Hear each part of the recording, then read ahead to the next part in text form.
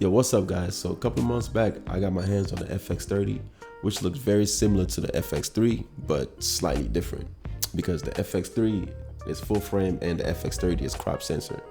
But to me, personally, that's not a deal breaker for me. And given that the FX3 is full frame and it performs very well compared to the FX30 is not far from behind it.